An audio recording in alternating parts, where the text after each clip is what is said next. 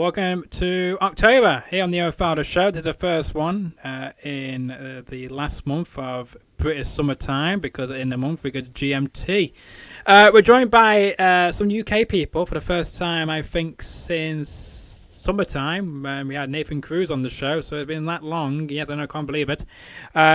We've gone from Australia to New York and now back to Manchester. Hooray! Here we go. Manchester, the best city in the world. And instead of being on one person, I thought being on two people. Why not? Two twins who grew up in Stockport, not that far from where I am, here in Manchester. And you've transitioned away, moved back. Famous. You were not famous. You're now famous. You're everywhere. So, and now you're authors on Amazon. This is great. If you don't know who I'm guessing they are, then they are the Blossom Twins out of Stockport, and they are live with us right now. Welcome to my show. Hi, thank you so much for having us. We're excited. Yes, I know. And we just talked beforehand about this might be your first live interview. So, see, I always do it live. I don't like doing it pre-recorded because I don't see the point of re-uploading it later on, you know? So I just do it in one go, and it's 11 a.m. UK time, 6 a.m. on the East Coast. So if you're watching this on the East Coast, then good morning to you. But I want to know, really, firstly, again, you might answer this yesterday on a different podcast because you're very busy people, so apologies for that. But what got you into books and wanting to create your own books and such? I'll let you feel that one first. We've always loved writing, and anything from when we were younger, like playing teachers and writing notes, and we're big letter people, so we grew up, Mum brought us up writing thank you cards and sending cards to people, so we've always done that. And then when we went to America, we were forever sending cards to our little sister, and we have stacks of letters from our nana and granddad and things we sent to everybody, and it's always we always say we love getting snail mail and getting posts, and it's always so exciting. So I think that our love for just writing everything down kind of blended with our love for reading, because we've always loved books, even now picture books and the chapter books we love diving into. And then when we read Harry Potter as kids, we read a lot of Enid Blyton as kids, and I think that's always been there. And then, like you said, with the note taking, with writing in notebooks all the time, it just kind of thought, well, why don't we have a go at writing? And Lucy was the first one to kind of properly put pen to paper. I think as we got older, we'd read a lot of the romance authors that we love, like Holly Martin and Rebecca Raisin, and we got really, really into it. And I think just one day I was like, well, why don't I just try and have a go at it? And then that's basically just what happened. So I think that was 7 years ago now. I just wanted to start writing a chapter, and it kind of went from there. And once you start, you can't really stop. Sometimes it's like you have so many things in your head and so much imagination, and then when you kind of finally just get that inspiration or motivation to write it down, then you don't want to stop. That is true. And where did you get the inspiration from then to create your first book? Then did you have an idea to begin with, or did you just what you call it, made it up on the spot as you went along and put it all together after you got a few ideas and a few chapters wrote? I was reading very much enjoying the romance side of stories at the time, and those cozy small town romances. Gotcha. And we're big fans of rom-coms as well on TV and the Hallmark Channel and everything.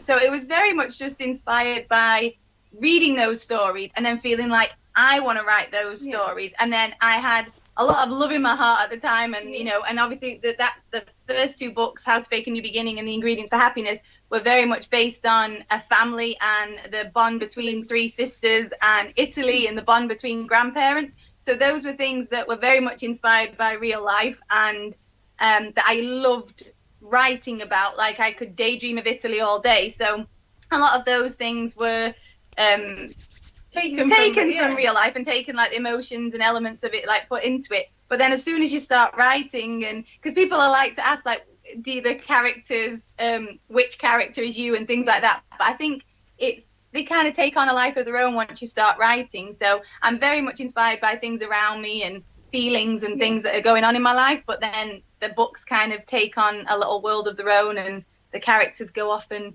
do all the things that sometimes you wish you could do. So yeah, it's like it takes on a world of its own. Well, that's good to hear. That's good to hear.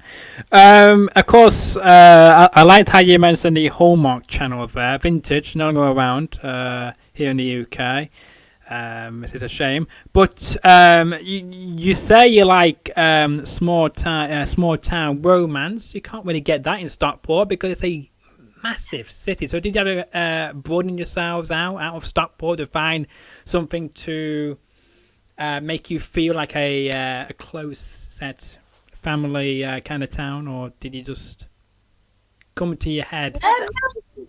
I think that was just very much in my head, but also I think even though big cities, big towns or anything, our family atmosphere like that we have, we come from is a very kind of close. I feel like a very small town in itself. We're very close to our family, and everybody knows everything, and you're very you do everything together. So I think those elements kind of come from that, like knowing each other's secrets. Italy, our family come from a small village in Italy, so that itself was very you just get the inspiration from there, the small shops, the little close-knit people, everybody knowing each other, the beaches, and so that was very small town vibes that you didn't have to kind of make up. It was all there already. And I think you could kind of create that within your communities or like your friendship groups and things. So that I think I got that from. And we've watched a lot of it too. The American, we've been to enough towns in America, small town places. Yeah, absolutely. Because you've been over the US, I'm guessing, and you've seen a lot of things in your over 10+ years of being pro wrestlers in the UK, then making it to the USA, all thanks to that little show on Challenge called British Boot Camp, which we'll get into in a few minutes. But let's talk about this. So Kelly, you, I believe you're sat on the white. I just want to confirm to the viewers, so they're thinking who's who. Hang on. So you're confused. Kelly's in yellow because I'm on the right if I'm looking at this. No, got ya. On the screen, yes. Yeah, so I think it's your left, isn't it? And my right, I think. Yeah, that's right. Yeah, flipping reverse. Yeah, and reverse on the screen. I can't. Yeah, in the yellow. Yes. Yes, there we go. But yeah, so I was reading on your official website, theblosomtrims.com, I think it is. You give me a plug. We can give as many plugs as you want to give out today. On your website, it says you're into picture type of books and other projects. Can you evaluate on how soon can we see something coming out from you? At the moment, I can't say anything at the moment because there's nothing in the pipeline. I've been doing a lot of competitions at the moment and just writing a lot, really. And I hope to see my books on the shelf one day. But at the moment, it's just learning as much as I can, getting involved with the writing community as much as I can, the children's book authors, and doing as many courses as I can. Like anything, you just learn. She's working very, very hard. But I will say that she's working extremely hard, and she's been doing so many courses and learning from so many people. But I will say that every time she writes a book, be it a picture book or like a chapter book, I get super excited and incredibly giddy. And Kelly kind of does the same as me, where it's like taking inspiration from our lives, be it our Nana and Granddad and Italy inspired. And there's a few books she's written that they've just got to find the right publisher and they've just got to find the right agent. Of course. I sometimes just tell her, don't change them because they make me like squeal and I get so giddy and I want to read them to my kids one day. So it's like, she's being very. But look, no, we've always looked. It's hard. I've learned so much about picture books, but it's hard to get published. I originally wanted to start writing like Lucy, and I'd written a few chapters, and I'd written quite a lot of words for a book. But then, as when people say you find your kind of niche or where you fit better, and I started writing like adult fiction, and then realized maybe my brain was a bit more wired towards writing the kind of for children. So I love picture books. I love rhyming picture books. I absolutely adore them, and they're hard work, but I'm determined to get it like right. And then the same chapter books, middle grade, once your brain kind of gets ideas, sometimes it's a shorter book and you go for the picture book, and then sometimes it's like you want to write a bit longer. So I'm really enjoying it. Like I've had some amazing people online who I adore, like Amy Sparks in particular at the moment is a wonderful children's author who is constantly doing so much stuff for supporting other authors with courses, with advice, and she's written her next middle grade book is out next year called The House at the Edge of Magic, which I've just finished reading, and you just get inspired by so many different people. So it's a wonderful, wonderful community that I could probably go on about. But at the moment, I'm just writing away and fingers crossed and hard work and stuff, and it'll pay off soon. So yeah. Well, we look forward It will. to that. Sorry for interrupting there, Lucy. You can carry on if you. She's very sweet. I'm like, yes, but it's nice talking about it because I do enjoy it. Yeah. Well, I do wish you the best of luck, and we do hope we get to see your book on a high street soon, or on Amazon or anything like that. Who knows where this will be going in the next few months. Now, let's go on to this as well, because I love this bit of your story. So this is what I do now from the Who Wants to Be a Millionaire. I pinned that from that, where we say this. These are from, they grew up in Stockport. They were teaching assistants in a school by day, by night. They were pro wrestlers in a different cardinal settings, like in little towns and halls, school halls, and churches, I think, maybe as well. I'm just making that bit up. And loads of different areas. But I mean, you then got, I'm going to say scouted, because you probably did, and that's probably how it happened. You got scouted, or you were 10-year scout of Impact Wrestling, and you got into British Boot Camp, onto Challenge. Now, I can't remember because it's a long time ago, but I did watch it because I remember very clearly I was very into Impact Wrestling back then than I am nowadays, because of things changed and stuff, but I'm slowly going back into it. But I mean, back then though, I remember watching it. I think it was every Sunday. I could be completely wrong now. I think it's every Sunday.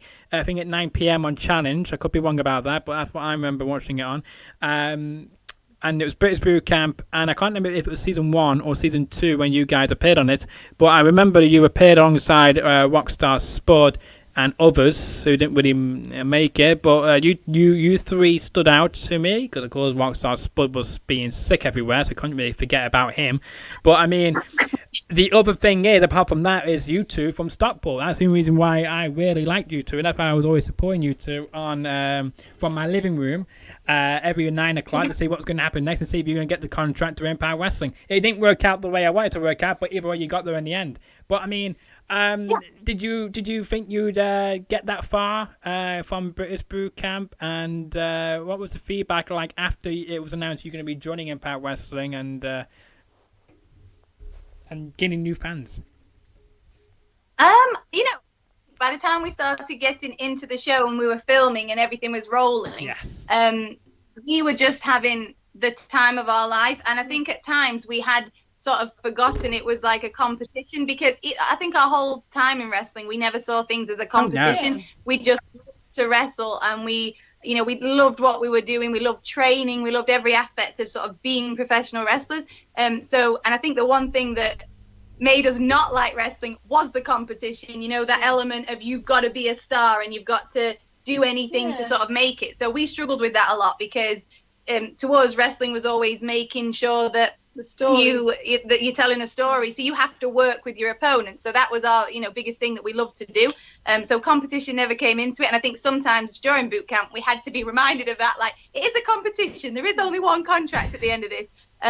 But we were just having so much fun, and then it was a huge surprise when it had all finished and we ended up on because we did the house shows and the tour after. So once the show had finished, and then we were in Manchester and we weren't scheduled to wrestle on that show, because we'd done the Wembley Arena in London, and then when Dixie Carter had us come out in like Manchester, out of all places, to say that she was actually gonna sign us and we were gonna go, it was a huge shock, because we didn't know until we got in the ring that's what she was taking us out there to tell us. So it was a huge dream come true. We had a blast. It was us and Marty Skrull and Spud. That's right. Yeah. Nobody wants to know about Marty Skrull. I'm only joking about it, but I mean, he's doing good things somewhere else. But I mean, Rockstar Spud and yourselves, but there may be people. But I don't know how Rockstar Spud got a contract, because he was being sick everywhere. Oh, because. But he's fantastic. Like, he's such a character, and he works so hard. He does. I'm only joking. Yeah.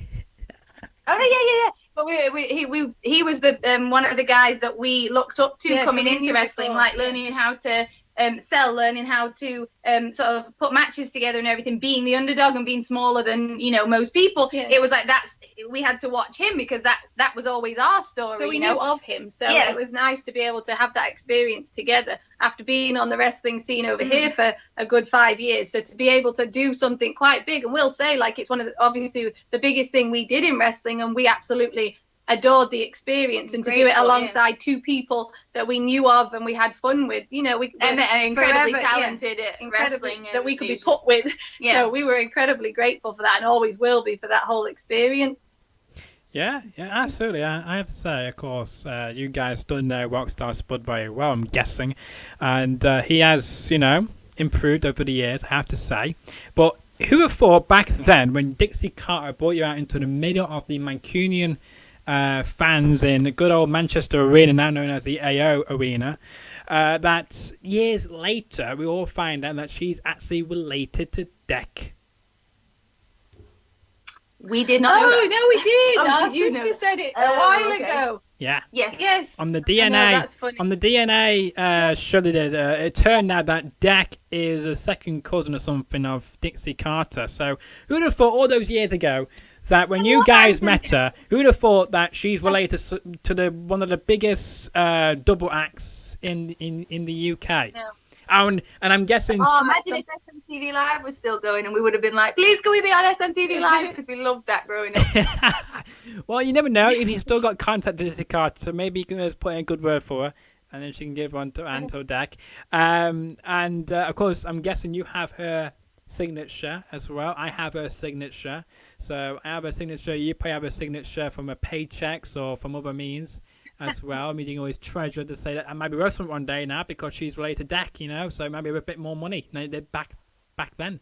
Yeah. We do. We love Anto Deck. I'm trying to even think of when we got paperwork somewhere.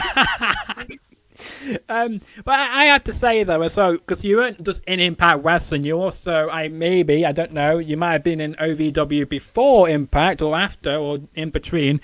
I don't know how it worked out there, but I did watch OVW on the internet on OVW.com at the time, and I have to say, I liked your matches on there, but I have to say that I could tell when you're going to win. You know why? And you won't like me for this. I'm going to smell some booze here now from these two. Because you had a biased referee on your side. And every time I knew either a referee match, I just knew you guys were going to win because of the bias there. Did we know? I have to go back. Did your opponents feel the same like I felt? Because I bet they thought, oh, we're not going to win this match because they've got a bias.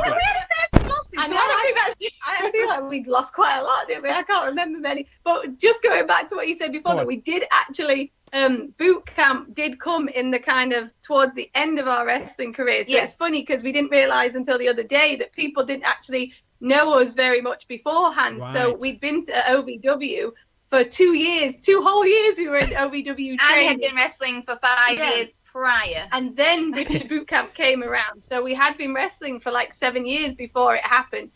So 5 years, no, 2012, no, 7. We started training in 2005 and boot camp happened in 2012. Yeah, 2012, the greatest year ever. I can't believe it's only been like 8 or 9 years ago. Crikey. It was a good year. We enjoyed that year because we were home for the whole year and the Olympics was on and it was amazing. And then boot camp happened at the end and we just had a fantastic time.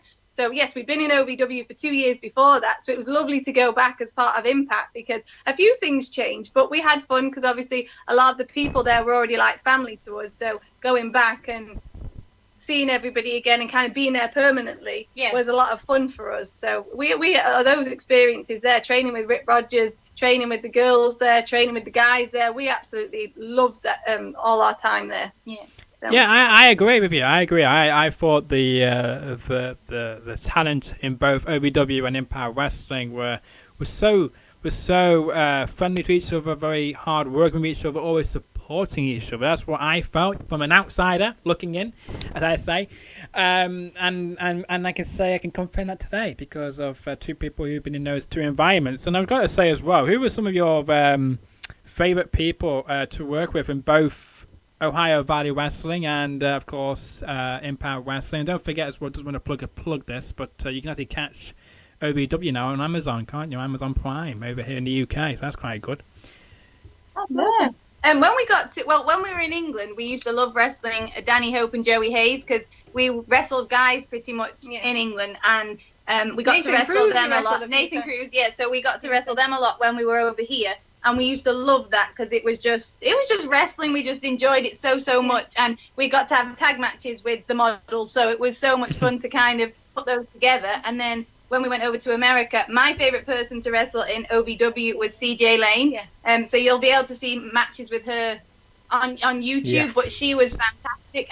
And we were all kind of learning so much. We were learning a hell of a lot from each other because we went in as heels because I think we had a bit more experience at that point. So we went in as heels, but then we learned so much because we'd never been heels before. So kind of like we were all on the same page and the same wavelength. But having matches with her was so much fun because we just always wanted to have a wrestling match, like the best wrestling match. We weren't sort of always big on, I don't know, at the time we were coming into it, it was still very much girls. Yes, divas. It was still very much divas. So when we wrestled her, it was very much, we just wanted to put on a good wrestling match. And then Lady Tapper came into it, and she was another fun one. It was always the big man, little man matches, and she was loads of fun to wrestle. We just telling the story, having a laugh, just being able to go out there and do the best that you could. She was a lot of fun. And then Mickey James, we wrestled Mickey James once while we were in America, and we can't say enough good things about her. We wished, because we were heel, and we were still very new to that. So I do wish that we'd have gotten another chance to wrestle her because she taught us so much about, I think it was just like she understood. We were very rambly and we were very trying to tell the story, but she was somebody who listened to you, even with all the experience she had. She wanted to hear like our take on, hey, we're doing a twin thing, so you're going to know about the twin thing. Like, she didn't act like, we couldn't say our ideas, or she was very open and very like giving to that. And, we knew what we were as a tag team and how to be a tag team. And it was kind of like, well, how would a switch work? How would this work? She was amazing. So she was fantastic and taught us so much about like pacing things and doing things in the ring. So if we'd have got to wrestle her, I'd have loved to if we, once we had that more experience working at OVW, because I think it would have been a lot calmer. And I would have been like, but she was fantastic. So she's one of my favorites.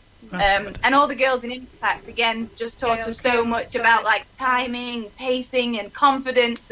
And we were very, very fortunate. You was, and I think you were in both OVW and Impact Wrestling at the right time. I thought if you came in a bit early or a bit later, it might not have worked out. I don't think, but I think when you came into it at the right time, it was a good one on in both companies.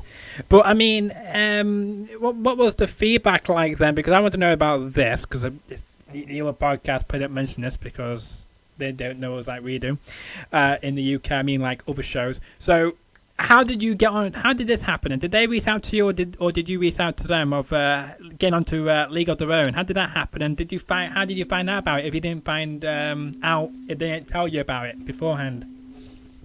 This was very, very exciting. We've not actually said this for a long time.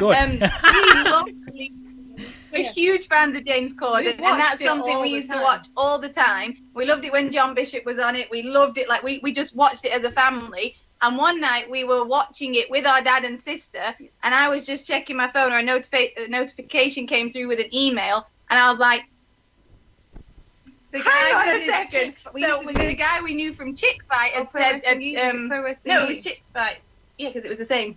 And so he'd sent an email saying A League of Their Own are looking for wrestlers, and they're doing a tryout. So it was actually at the old Future Shock gym. And he'd said, do you want to try out for it? And we were like, I'm just going to pause A League of Their Own on the TV and go and tell Dad. I think, I don't know if it was weeks earlier, months earlier, years earlier, I actually had a thought of we were watching A League of Their Own, and I remember thinking, how would they do a wrestling one of these? Because obviously they always did the sports challenges, and it was how did they make sports, and how would it work? And I remember thinking, because it must have been when we were watching, I think it was when we were watching, they did one with the Olympics, so Jessica Ennis was doing the hurdles, and I remember watching the hurdles and laughing at them and going, how would they do a wrestling one of those? And then lo and behold, we got that email while we were actually watching A League of Their Own, and then we went to the Future Shock gym, did a tryout, and then it kind of just went from there. And they were a lovely group of people. So we'd gone down to London for like not training, but like talking to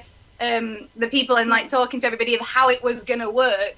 And then that was it. And then we had Jack Whitehall and what's his name? Mickey Flanagan. Yeah, Mickey Flanagan. Yeah. So and then we got to talk to them and kind of go through how it was going to work, what we were going to do, and we got to sort of meet James Corden. James Corden was fantastic, by the way. Watching him throughout the whole day, just going with the flow and the way he is. We were in the green room as he was filming. There's a reason, obviously, he's doing so well in America right now because as a host and everything, he's fantastic. And even the bit when he came in the ring was actually just him. Like, we hadn't rehearsed that, we hadn't done anything. We hadn't rehearsed any of that. That told us a lot about when he was speaking and like Jack Whitehall. But he just got in the ring, didn't he? He just said, "Oh, what's your finishing move? What's this?" And we were like, "It's this." And then so that was completely just as they were filming. So he's fantastic, and that is British boot camp and a League of Their Own. That's like wrestling career success. Indeed, yes, indeed, because obviously everybody know who you were over here, and obviously I thought you were the biggest stars in the UK at the time. So hopefully, maybe. And that was and that was a cool one for our dad and our sister too, because like we said, our dad and our sister followed us everywhere, and our dad drove us everywhere. I was going to say, our dad took us everywhere. Like the both of them was all our family was supportive, but I mean they just came everywhere with us. And then because as a family we all watched a League of Their Own, to have them in the audience, I think our sister Jen said I was more nervous than you going, oh my goodness. It was like a person that had the screen had to go up, and Dad said he was nervous. She was so nervous, but then it was kind of one of those little things that our dad got to be like kind of proud of, because he was in the garage with one of his friends one day and they were chatting, and then his friend actually said to him, Graham, there was 2 twins on a League of Their Own the other day, like wrestlers. And he was just talking to Dad, and Dad went, yeah, they were mine. And so it was like that little proud dad moment where we were like, you're welcome. I think he's had that a few times where people say, oh, there were twins that on. Always makes us happy. On League of Their Own, and Dad will be like, yeah. For all the stuff he's done for us, it's like, that was kind of like the thing where he got to kind of go, yeah, they were mine too. So that's like everything to us. Yeah, we're very grateful for that experience. Yeah, very. That's good to hear, and well, at least you got a good result in that case. Good reaction from your friends and family, and then when it aired, of course, what was the general feedback? Did everyone enjoy your appearance on League of Their Own? Did you keep it a secret, or did you tell your followers that you're going to be on League of Their Own, or did you just keep it up until the night it aired and tell everybody to check it out? Yeah, to be honest, I don't think we were able to say anything or we had anything until it came out. We might have been talking about it. We still get people now who will say they're having a rerun of it, and we'll get messages from people saying, "Oh, your episode's on tonight," or "This is on." So it's still such a cool. It's just a cool thing that we got to got to do. But I don't think social media. We'd done boot camp, so social media was starting to pick up. But then I think, I think it was a little bit quieter then. So we weren't like saying to people, "Oh, we're on it." But then I think afterwards, we definitely shared it. That's good to hear.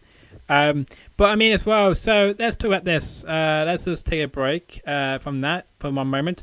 Let's allow you to do this. So you can find the Blossom Trends on social media. You can find them on Facebook, the Blossom Trends blog. Very nice title on Facebook. Also on Twitter, the Blossom Trims, and again on Instagram, the Blossom Trends.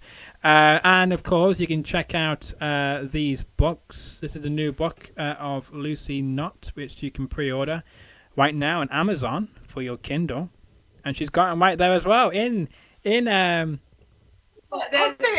old books. So I took a picture of them as well, so I didn't have to do that. We will talk about them in a moment, but this is the new book, One Snowy Week in Spring Hollow. Is that correct? That's how you pronounce it. This comes out, I believe, November the 4th. Is that right?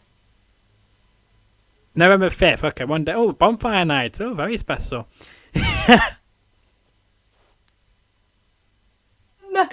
That's hilarious. But yeah, it's interesting, isn't it? But yeah, so there you go. Pre-order today if you're not already. And of course, Lucy's got all other books with her right now. Of course, you can actually buy them on Amazon right now. And at the moment, they're on discount. So if you never read these fantastic books by Lucy, you should, at a very good price as well. So check them out before the new book comes out next month on November the 5th. 2020. Be that or be squared. And they are called, as well, if you don't want to know, they are called the following. Lucy Not Wishes Under a Store Shy, is that right? Scarlet Sky. There we go. And then we got another one. Lucy Not the... Oh my word. I can barely read this because of my screen. So it's the one with the nice house. That's the one. That's the one. Ingredients for Happiness. That was the second book. That was the sequel to my first one, How to Bake a New Beginning. There we go. So, there we go. Nice to do that. It's just move that. There you go. So yeah. So means you got your 3 books. It means this is your 4th book, isn't it? This is coming out next month, and I do hope it's very successful, and hopefully it will lots of people enjoy reading it. Can you give us any tasters of what we can expect in the new book? This one, yes, this is my 4th book, One Snowy Week in Spring Hollow, and this one makes me so happy and so giddy to talk about. There's an underlining theme of superheroes, comic books, just kind of having those childhood dreams and wanting not knowing how to go after them, and kind of being deterred over the years and going through different things that kind of put a stop to not believing in yourself, and maybe you don't quite go after them. So there's that kind of underlining thing with Scarlett, the lead character. And she had her best friend, Devon, who they did everything together when they were kids. So it was kind of just a little bit of a nod to childhood. And when everything seems so simple and you have these dreams and anything seems possible, and you have that person who's with you through thick and thin, and then that person is kind of taken away from you, and, you know, things happen and families move and all that kind of thing. And he sort of goes on to achieve his dream, so Scarlett feels a little bit left behind, and it's just basically them getting back together and sort of like figuring out their friendship again. But it's just, I really hope this book just makes people smile. There's so much nerdiness to it, but like, just, I don't know, love, just warmth and Christmas and love, and sort of embracing things that you love. Like, we get very super excited when we're talking about anything comic book superheroes and stuff like that. So I hope it can reach such like a broad audience of people who might like, obviously, love Marvel, love comic book stuff, and but also the romance lovers and people who like that kind of best friends romance and things like that. So yes, it's I'm very excited good. about it. I'm not ready. And Christmas. I'm not ready yet, but I'm excited because I read it twice while it was in various stages, and I absolutely loved it both times. And then obviously now it's finalised and out there. So I'm very excited to read it. I'm kind of waiting closer to publication day, because then I have the bookworm thing of going, if I read it, I've already read it and I can't read it again. So I'm like, I'm waiting. And it's hard because it's on my Kindle, and I'm like, I always get excited for the paperbacks. But so I just hope it brings a smile to people's faces. It's very festive and very warm, and I hope people can enjoy it, especially like this time of year and everything. Exactly, so, yes, because not because it's just a season, but of what has happened this year. So hopefully it can bring some positivity into people's lives in this crazy time. Now you just mentioned there, which I didn't know about, paperback. So there's going to be a hard copy of this. Will this be able to be purchased in stores? Will this be able to be put in stores outside of Amazon, or is it just for you guys only? No, the paperback will be out. I've not actually got a paperback date yet for this one, but it will be out, and it will be on Amazon. But I'm keeping my fingers crossed as far as my book going into the shops. I would love to walk into like the Works or somewhere and be able to pick it up on the shelf. But that just depends on, I don't know, really, just publishers, different things, and different, what's the word? What they have with shops, and like, you know, Amazon seems to be the place that a lot of things go to. But you can get it on WH Smith and Waterstones too, and like places like Barnes and Nobles and things too. Barnes and Nobles aren't around anymore. Yeah. Oh, in America. Yeah. There we go. So, even in America as well. This is great. Means make sure you buy it on Amazon or paperback in stores as well, because some people do still love having the hard book. Yeah, we do. Which is cool. Oh yeah, This is cool because we don't want them going out of stock just yet. So that's why I just thought to confirm that, because you mentioned it. I thought, okay, something I didn't know. So again, but anyway, I want to confirm my guests did not know what questions I was going to ask them today. So these are the first time you hear these answers from myself, unless they've, of course, answered it on a different show already from a different podcaster. Now, let's resume this talk. So you guys are in Stockport right now. And there might be many people out there thinking, with all what's going on and all these local lockdowns in the northwest, because I don't want. We might get some people complaining to us saying, "How come you guys are right together?" So obviously, you guys have come into kind of some bubble to allow you to come together today. I just have to confirm that to my audience in case they might freak out and. Might complain to me saying, to Ofcom or whatever, who owns YouTube, and get me a fine or something for not following social distancing rules or guidelines. Oh no, well we work together, so we obviously work in the same place, and since the beginning of this whole COVID thing, we have been going to work. So obviously being teaching assistants, so we've been very much in our own bubble, and our school and everything follows all of the guidelines, and us and our family follow all the guidelines. But it has just been that Kelly you had a test last week, didn't you? Because people were having symptoms, but cold was going around. That's right. So Kelly had a test and she's fine. But also I'm on my own, so it's kind of like single household, and then Kelly at the moment. Chris is away for work, so Kelly's on her own. So we're kind of like just that little bubble at the moment. So not seeing anybody else, but obviously going to work together and then kind of coming back to our houses. So that explains that. Yes. Just in case anybody might be out there right saying, right, how come these two? Because on the website it shows you guys are get your own lives and stuff like that. I just want to confirm to people that they are allowed to be together in the same room this morning. Here on the Fowler show. I didn't want to get in trouble. I didn't want you to get in trouble. I don't want you getting fined or anything like that.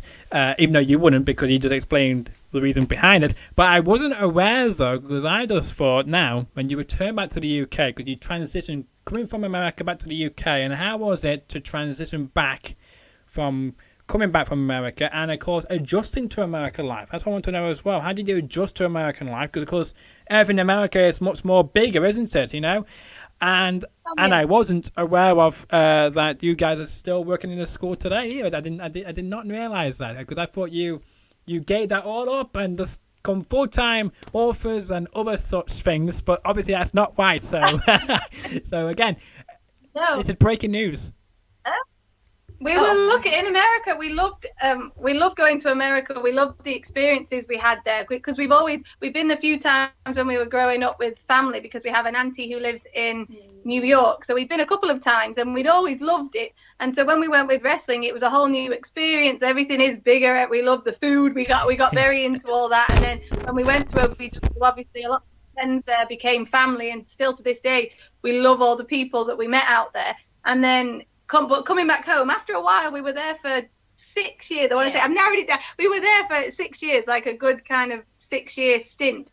But then by the time we came home, we were ready to come home. Like, we very much missed our family, because like we said, we're a very, very, very close-knit family. So every day we were granddad, to our mum and dad, to our little sister constantly. If it wasn't Boxer, it was snail mail. And so by the time we came back 3 years ago, we were definitely ready to be home, and we haven't kind of looked back since we've been home. We love being around.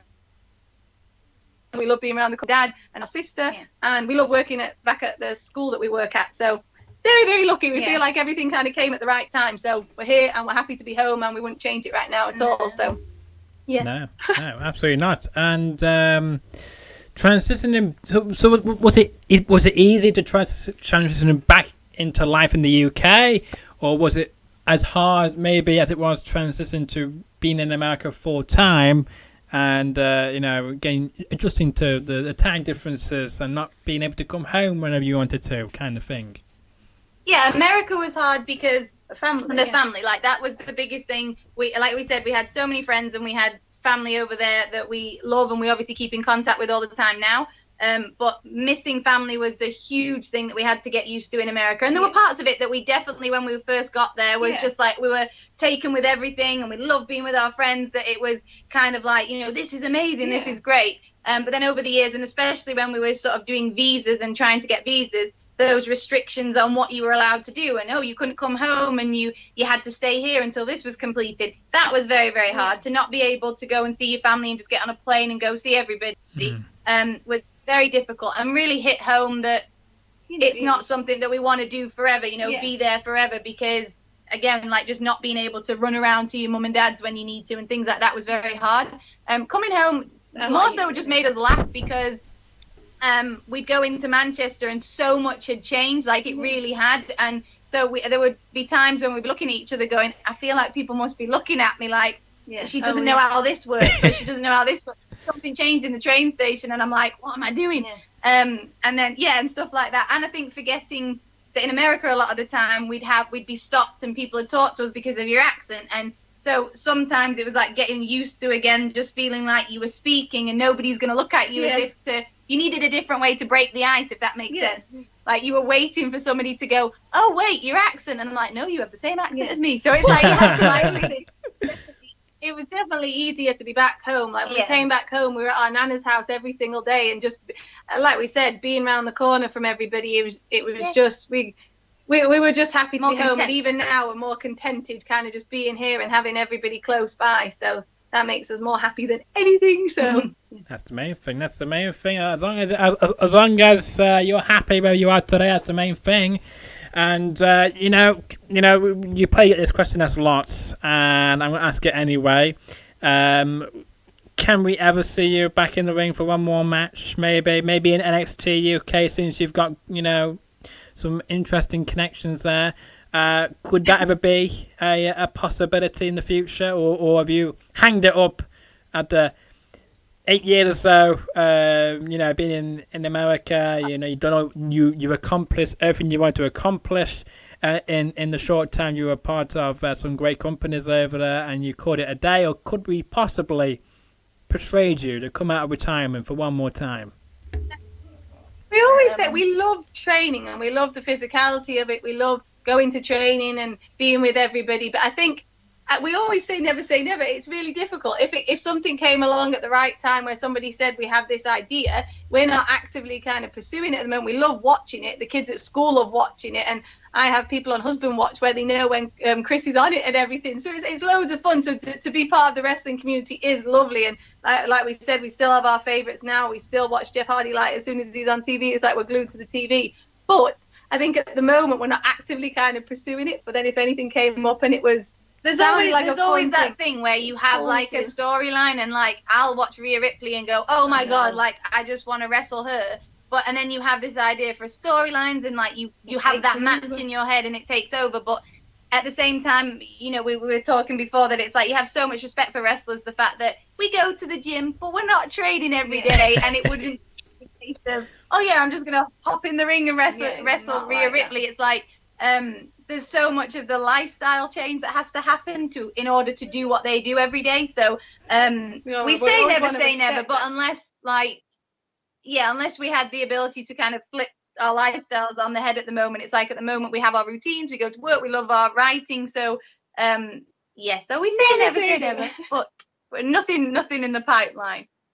Nothing in the pipeline. Well, hopefully, say never say never.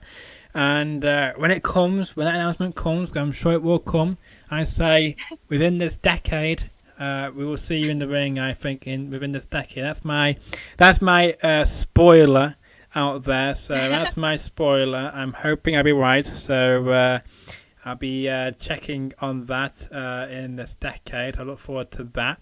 Now, you mentioned about WNXT, kinda. I did.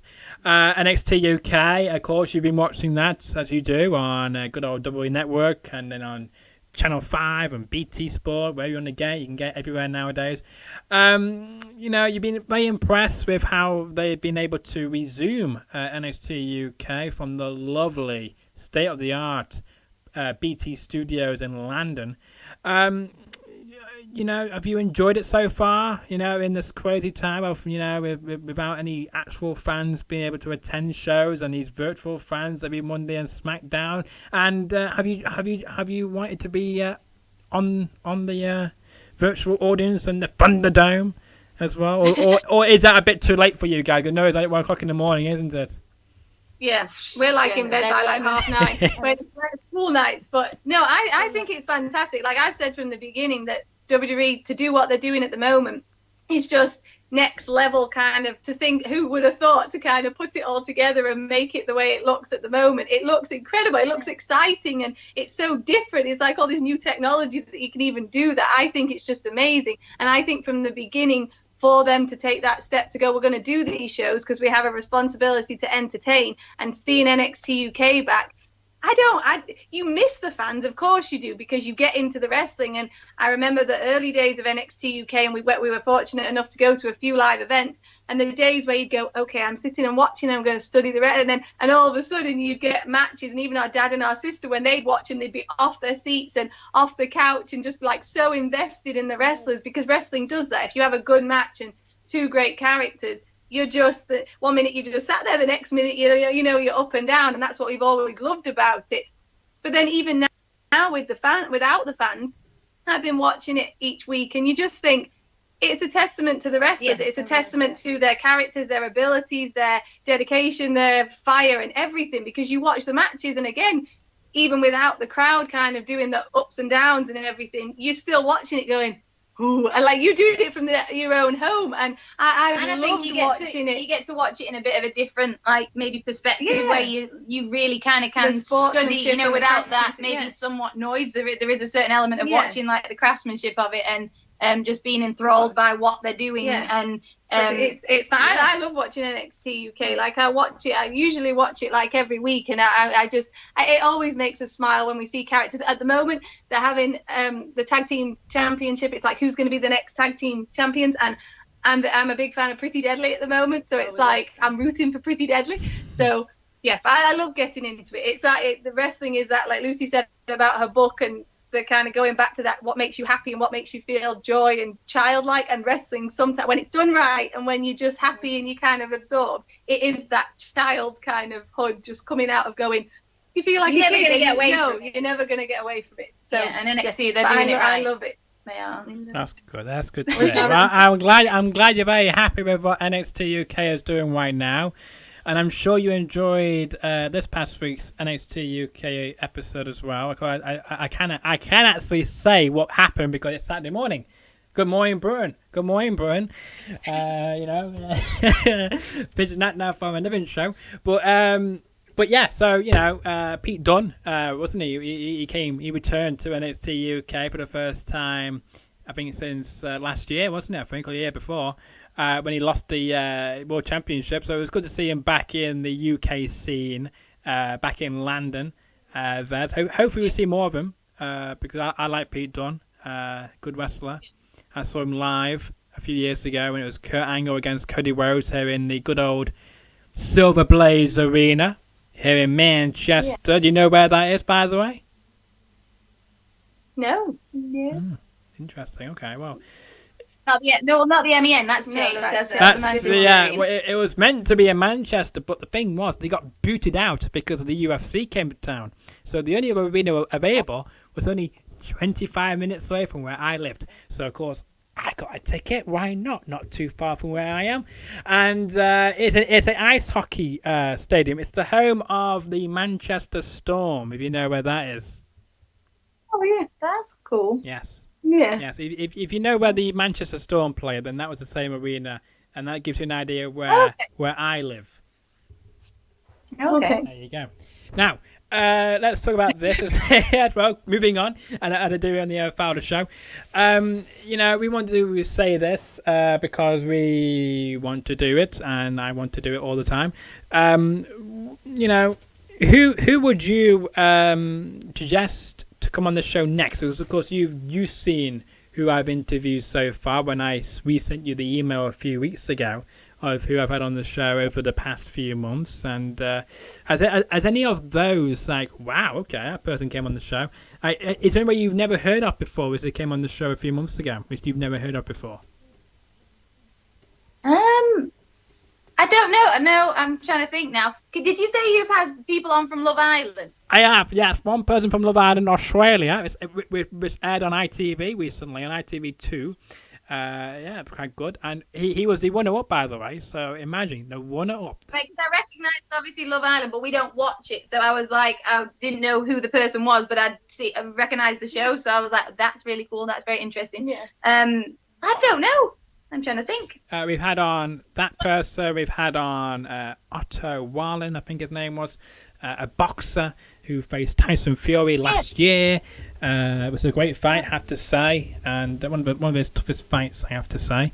But who would you suggest to come on the show next? But do you like having like a mixture of anybody? I do, yeah. Because people say to me all the time, this is a wrestling show, and I always say to them, it's not a wrestling show. This is a variety show. We bring on anybody. This is not just, the E doesn't stand for Edward, it stands for entertainment, because I bring the entertainment to this channel. You get what I mean? You know, that's what it means. And we don't just bring in, this is a mixture of sports and entertainment. I pinched that, of course, obviously, but from... Because we have loads of sports, don't we? Well, yeah, because we have, obviously, if you follow us on Twitter and you see, like... I follow you on Twitter and Instagram. Yeah, well, we have, obviously, loads of author friends. I like saying the author friends. They're fantastic, amazing people. So any of those people would be incredible. I have a friend called Katie Ginger who's fantastic, and she's an author, and she's just wonderful and, like, so much fun to talk to. And that'd be cool to hear her talk about her books because they're brilliant. People like Victoria Cook. Yeah. We have Portia McIntosh. I know. Jennifer Joyce. There's so many like authors. And I've actually heard of some of them authors as well you've mentioned. So there are quite some high-profile authors in the UK who you now know, which is quite good. I know. That's like, yeah. So I don't know sport-wise. I'm thinking the NXT UK roster. Yeah. Like, yeah. They would be cool to talk to, especially at this time, how they're getting all back into it and having to deal with different things with COVID and what they've been up to. So I think that'd be really cool to be able to speak to like the NXT UK people. Yeah. And wrestlers. I was trying to think of sports that we watch. I'm like, I only watch wrestling. Yeah. Well, that's good enough for me. I tell you. Go on, say. No, I'm saying any of those authors, NXT UK people, superstars. Yeah. Well, anyway, there we go. And of course, you can follow them again on social media. Of course, you can find them on Facebook, the Blossom Trends blog, and you can find them on Twitter and Instagram, the Blossom Trends. Easy peasy, lemon squeezy. And you do have your own personal social media, Instagram accounts as well. Do you want to plug them or? I don't really use them as much anymore, so you can like see pictures, but we kind of like stick to the Blossom Twins now, so we're never really on there. Fair enough. So yeah, everything's kind of done at the Blossom Twins. Fair enough. You've intertwined them into one thing. I like it.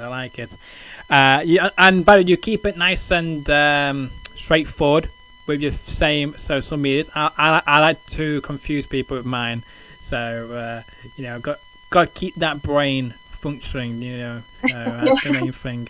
So there you go. I'm hoping you will not repeat my comments to what I said about the bias referee who I mentioned before to you know who, or are you going to decide to? Because you might see this. You never know who might see this. You might see it. You might see. Make him watch it. I'll make him watch it. Yeah. Now, do you have anything you want to say to him in case he does watch his show? And because you said it before on the show that you don't think there's any biasy going on. Of course, I can't take that word because at the time, right now you could say it right now, but back then, it might have been a different story, a different time. So. Yeah, it's a different time. No, he'd never do that because if there's one thing he's like, apart from he's very, very good at what he does. He loves most if there's one thing he's very, very good at, it's his job. So he's fantastic. So yes, I miss him at the moment. He's working hard and he's doing what he does best. So it makes me happy. So, yes, and I'm sure by thinking that you two stay physical and still do some moves every now and then. Of course, maybe a bit harder now because of what's happened this year. But I mean.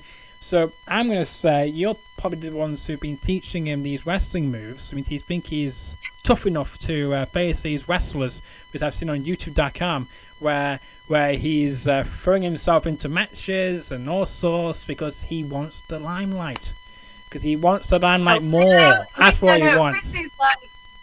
Chris is all round incredible at wrestling. Like he's an amazing referee. But there's never a day when wrestling is not on in our house. Like if there's anybody and who he just could probably loves our butts with what he knows and how talented. He's a referee through and through. I say that all the time. Like he's a referee through and through. He knows his craft. He hones his craft. He's so determined, so motivated and passionate about being a referee, and which is what makes him kind of one of the best in the world. But yeah, he's an all-rounder. He can do anything. You ask him to do anything wrestling related, and he can tell a story better than most people. Like anything, he's absolutely fantastic. So yeah, very good. I'm very proud of him. Yes, I'm sure you are. And now in October, himself and some other people from the UK are going to Italy. Hopefully, fingers crossed that can happen. Will you guys be joining him? No, because we have work. Right, okay. Oh, what a shame. Yeah. I might never see you in the studio somewhere. But what a shame that is. But hopefully, maybe in the future we can maybe see you guys in Italy again in your adventures over there.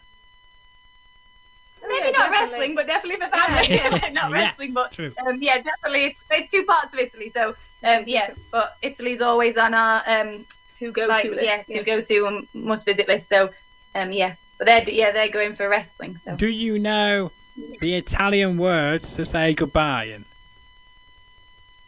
Arrivederci. There we go. Oh, ciao. So ciao. There we go. Now we know how to say it in Italian. There we go. So if we want to bring on Italian translators, we now know who we can call upon. Thank you so much for coming on this live edition of the Fowler Show at just gone this morning on Good Morning Britain. Now it's just Good Morning USA because it's 12 o'clock here in the afternoon. It's been a pleasure having you on the show. I do hope you enjoyed coming on the show, and I do hope you will love to come on the show again in the future, of course. Hopefully, if Chris doesn't ban you from it after our comments there, but again, it's all in good fun. So hopefully he just takes it and just laughs because it's just a joke. I'm only messing with him just to see if we can draw some interesting conversations out of that. But they're very hard to break down. Yeah. I have to say. I think it'll be fun. Thank you so much for having us on. Thank you. We have really enjoyed it. You're welcome. And there'll be a clip coming out in about maybe tonight or maybe tomorrow from this episode, just to preview it to everybody on social media to check it out.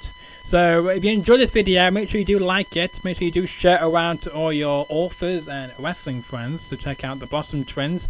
And until the next episode drops, whenever that might be next week, could be next month, it could be next year, who knows. But until then, stay safe and keep well, and see you on the other side.